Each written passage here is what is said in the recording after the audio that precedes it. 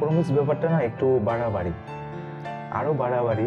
যারা এক্সপেক্ট করে যে উল্টো দিকের মানুষটা প্রমিস রাখবে, তার থেকেও বেশি বাড়াবাড়ি হলো সেটা যে প্রমিস উল্টো দিকের মানুষটা না রাখলে রেগে বোম হয়ে যাবে।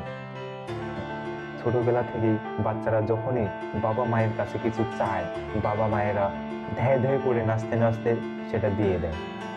এখান থেকেই একটা ছোট বাচ্চার মনে এটাই জন্ম নেয় যে আমি যা চাবো তাই পাবো।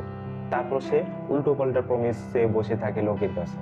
কিন্তু পৃথিবীটা তো আর বাবা মাদের মতো না, প্রমিস করলে কি তারা প্রমিস রাখবে? তাই জন্য ছোট থেকেই বাবা মাদের উচিত প্রমিস না রাখার। কারণ যখন তুমি রিজেকশনকে ফেস করবে বাড়ির লোকের কাছে, তখনই গোটা সমাজের কাছে, গোটা পৃথিবীর কাছে রিজেকশন ফেস করার মতো তোমার কাছে ক্ষমতা তোমার মধ্যে চলে আসবে। তাই প্রমিস ব্যাপারটা বাড়াবাড়ি।